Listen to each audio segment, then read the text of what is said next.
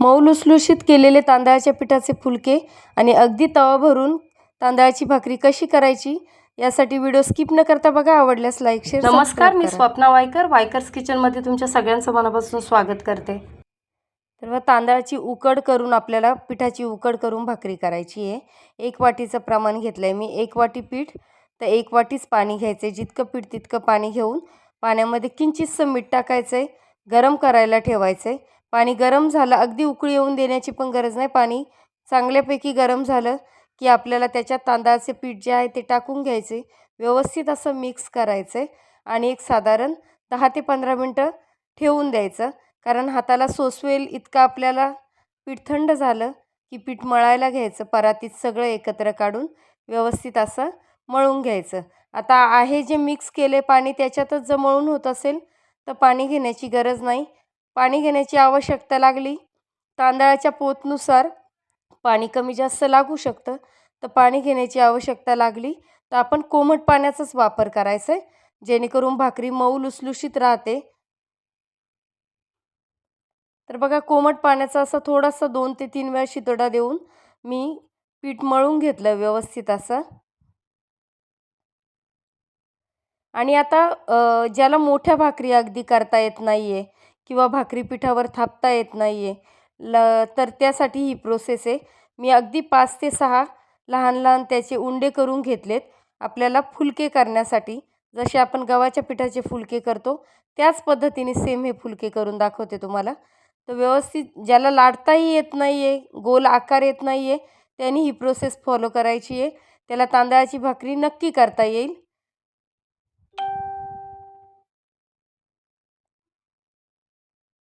तर बघा, लाटून घ्यायची.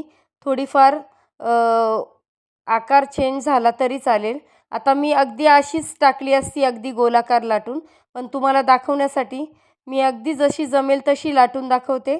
आणि आपल्याकडे कोणतंही एखादं झाकण असेल, डबा असेल, त्याने आपण अशा पद्धतीने गोलाकार देऊन घ्यायचा आहे, जेणेकरून तो दिसायलाही छान दिसेल आणि अगदी पातळ एकसारखा व्यवस्थित होईल.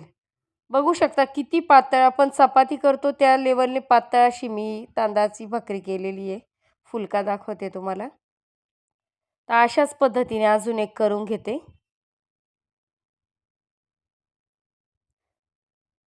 पीठ थोडंसं मळून घ्यायचं. चिरा वगैरे त्याला पडलेल्या असतात उकडीला, तर त्या मळून घ्यायच्या व्यवस्थित हातावर आणि मग लाटून घ्यायचं. खूप जास्त बघा पीठ लावायचं नाही. खूप जास्त सुक्या पिठाचा वापर केला तर तुम्हाला ती भाकरी अगदी लगेचच तासाभरामध्ये भाकरी कडक होईल.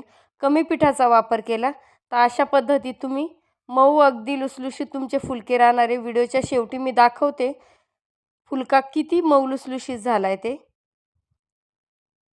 जसं भाकरीला आपण पाणी लावतो त्याच पद्धतीने लावायचे. अगदी मी दोन्ही साईडने त्याला पीठ लावलेलं आहे, तरी एका साईडने पाणी लावायचं, दुसऱ्या साईडने पलटी मारून घ्यायची आणि थोडीशी खालून शेकल्यावर बघा, तांदळाची भाकर खूप जास्तही नाही शेकून देत, पण मला अगदी तितकी पांढरी काढलेली नाही आवडत, तर मी थोडीशी अशी शेकून दिली आणि तव्यावरून काढून डायरेक्ट गॅसवर आपण भाजून घेतली. जसा फुलका आपण एक साईडने भाजतो आणि दुसऱ्या साईडने गॅसवर भाजतो, अशा पद्धतीने बघू शकता किती व्यवस्थित अशी फुललेली आहे. तर अगदी बॅचलर पण करू शकतील तांदळाची भाकरी. अशा पद्धतीने मी ही रेसिपी दाखवलेली आहे. तो व्हिडिओ आवडल्यास लाईक शेअर सबस्क्राईब करा आणि कमेंट्स करून मला अवश्य सांगा की ही सोपी पद्धत तुम्हाला वाटली आहे की नाही. तर आता बघा, फुलके करून घेतले ते दाखवले तुम्हाला. तर आता एक मोठी आपल्याला तवा भरून भाकरी करायची आहे, पण ती न थापता करायची आहे.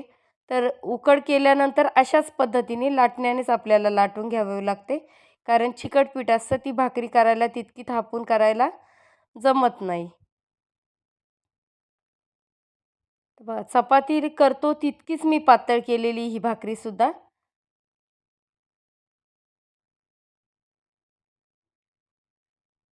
थोडीशी अधूनमधून चिकटली गेली तर आपल्याला ती जॉईंट करून घ्यायची आणि तव्यावर अशी दोन्ही हाताने व्यवस्थित अशी टाकून द्यायची.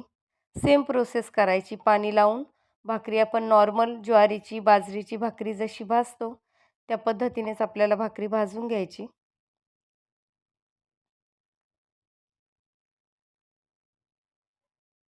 अगदी अलगद सुरुवातीला पलटी मारून घ्यायची.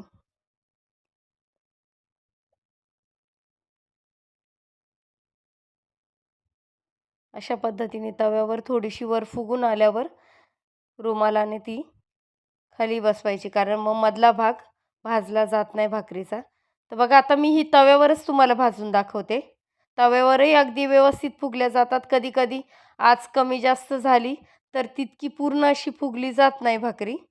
पण अशा पद्धतीने आपण रुमालाने प्रेस करून करून व्यवस्थित अशी फुलवून घ्यायची. तर अशा पद्धतीने तुम्हाला मी भाकरही दाखवलेली आहे.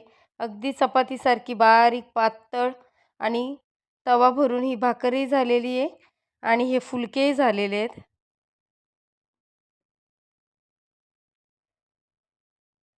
तांदळाच्या भाकरी खूप जास्त शेकल्या जात नाही, त्यामुळे अगदी त्याला लाल केलेलं नाही आहे मी. पापुडा आला की भाकरी शिजली जाते. तर आता फुलकाही तुम्हाला दाखवते, किती अगदी मऊ लुसलुशीत झालेत ते. कशाही पद्धतीने बघा, फुलका अगदी मी दुमडून घेतला आहे, पण तो इतका मऊ लुसलुशीत झाला आहे तर त्याला कुठेही चीर पडलेली नाही आहे.